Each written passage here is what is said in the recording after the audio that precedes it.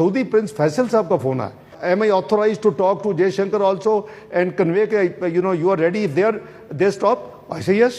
जो इन्होंने कहा है और जो इन्होंने किया है, और उसके लिए सबूत की भी जरूरत नहीं है, उनके खुद बयान है कि हम खत्म कर रहे हैं। पाकिस्तान के डिप्टी पीएम इशाक डार ने पाकिस्तान के न्यूज चैनलों को एक इंटरव्यू दिया।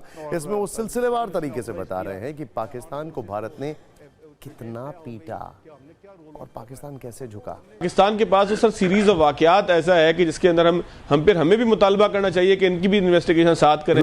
प्रिंस फैसल ने को 20-25 में फोन किया कि मैंने जयशंकर साहब को ये कह दिया, तो बात यह कि अगर ये उन्होंने अपना किरदार अदा किया। पाकिस्तान के विदेश मंत्री इशाक डार ने एक टीवी चैनल को दिए इंटरव्यू में कहा कि भारत पाकिस्तान सीज़फायर में ट्रंप या अमेरिका नहीं बल्कि सऊदी प्रिंस का रोल था। क्या लग रहा है कि ये इंडिया की तरफ से एक दफा फिर पाकिस्तान को इस जंग में घसीटने की कोशिश क्यों की जा रही है? क्या इंडिया का टारगेट पाकिस्तान का न्यूक्लियर प्रोग्राम है? यहाँ पे भारत सरकार अभी ब्रह्मोस का नेक्स्ट वेरिएंट बना रही है, जिसको बोला जाता है ब्रह्मोस एनजी।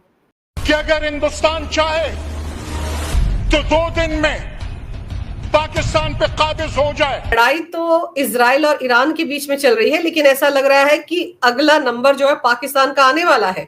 मोसाद की रेंज में शायद पाकिस्तान के सारे नेता आ गए। इस मर्तबा खुदा न ख्वास्ता जो इजराइल है वो अगर ईरान को जेर करने में कामयाब हो जाता है, तो आपको लगता है कि फिर इजराइल और इंडिया का अगला निशाना पाकिस्तान भी हो सकते हैं?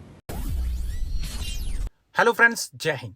हिंदुस्तान स्पेशल में आपका स्वागत है दोस्तों। ऑपरेशन सिंदूर के दौरान जब भारत के मिसाइल पाकिस्तानी एयरबेस को निशाना बना रहे थे, तो उसी वक्त सऊदी अरब ने पाकिस्तान के कहने पर भारत को मनाने की खूब कोशिश की थी। यह दावा पाकिस्तानी उप प्रधानमंत्री इशाक डार ने खुद एक इंटरव्यू के दौरान किया। इशाक डार ने यह भी माना कि हम भारत को जवाब देने की कोशिश कर ही रहे थे कि इससे पहले इंडिया ने नूर खान एयरबेस और शोरकोट एयरबेस पर हमला कर दिया।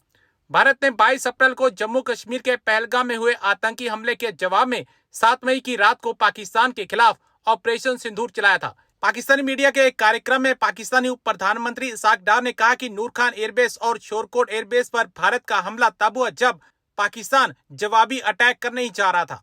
इस हमले के 45 मिनट बाद ही मुझे सऊदी प्रिंस फैसल साहब का फोन आया और उन्होंने मुझे कहा कि ब्रदर, मुझे समझ में आ रहा है कि आपकी बात अमेरिकी विदेश मंत्री मार्को रूबियो से हुई है, और क्या मैं जयशंकर से बात करने के लिए अधिकृत हूं कि आप रुकने के लिए तैयार हैं? उन्होंने सऊदी प्रिंस से कहा कि पाकिस्तान इसके लिए तैयार है। लड़ाई तो इजराइल और ईरान के बीच में चल रही है, लेकिन ऐसा लग रहा है कि अगला नंबर जो है पाकिस्तान का आने वाला है। मोसाद की रेंज में शायद पाकिस्तान के सारे नेता आ गए हैं। देखिए, आपने बरोबर बोला है कि ईरान के एक प्रमुख जनरल और वहां पे एक पार्लियामेंटेरियन और उनके सिक्योरिटी काउंसिल में एक अहम भूमिका निभाने वाले व्यक्ति ने ये बयान दिया है कि अगर इजराइल ने ईरान के ऊपर न्यूक यूज किया तो पाकिस्तान जो क्लेम करता है कि उसका बॉम्ब इस्लामिक बॉम्ब है, वो यूज करेगा इजराइल के ऊपर। अब इस बयान से एक तरह से मिडिल ईस्ट में खलबली मच गई है। आप ये सोचिए, जैसे ईरान ने पाकिस्तान का नाम लिया है, पाकिस्तान के अंदर शहबाज शरीफ की घंटियां बजने लग गई है। इमीडिएटली उन्होंने बोला है कि हम तो ईरान को मिसाइल्स भी नहीं दे रहे, न्यूक्लियर बॉम्ब तो दूर की बात है, हमारा कोई लेना देना नहीं है। देखिए, और आपने एक चीज देखा है कि कल ईरान ने सारे मुस्लिम देशों को याद किया था। वो बोल रहे थे कि हमको एक इस्लामिक आर्मी बनानी चाहिए। अब ईरान क्या है, सब जगह से अलग थलग पड़ गया है। डोनाल्ड ट्रंप पहले ही जाके सबसे संधि करके आ चुके हैं, ठीक है। पाकिस्तान ऑलरेडी ट्रंप के साथ जुड़ा हुआ है अभी ट्रंप एडमिनिस्ट्रेशन में, क्योंकि आपने ये देखा है कि कैसे जिस आदमी को, आसिफ मुनीर को स्टेट गेस्ट के जरिए जैसे पब्लिसाइज किया था कि आर्मी डे पे बुलाया गया है, अचानक आपने देखा है कि व्हाइट हाउस ने बोल दिया हमने उसको नहीं बुलाया। तो एक तरह से पाकिस्तान जो अपने आप को पोजीशन कर रहा था कि वो मुस्लिम देशों का ये जो न्यूक्लियर बॉम्ब उसके पास है वो एक इस्लामिक बॉम्ब है, वो एक तरह से धरा का धरा रह गया, क्योंकि सबको मालूम पड़ गया कि अब इसका कंट्रोल पाकिस्तान के पास कभी था ही नहीं, क्योंकि ये बॉम्ब सब सारे थे अमेरिकन बॉम्ब जो पाकिस्तान में स्टोर करके रखे थे, और पाकिस्तान सब जगह अपनी धौसपट्टी जमा रहा था। अब ईरान भी टेस्ट करना चाहता था ये चीज कि पाकिस्तान सच में उसके साथ खड़ा है या सिर्फ एक लिप सर्विस दे रहा है? क्योंकि आपको भी मालूम है ईरान और पाकिस्तान के बीच में भले ही वो दोनों इस्लामिक उम्मा से आते हैं, पर दोनों के बीच में बॉर्डर टेंशंस है। और आपको ये भी मालूम है कि अब एक तरह से पाकिस्तान के ऊपर अमेरिकन स्पाइस घूम रहे हैं और एक तरह से ईरान के अंदर जो भी इंटेलिजेंस वो गैदर कर रहे हैं पाकिस्तान की सीमा से, वो इसराइल को पहुंचा रहे हैं।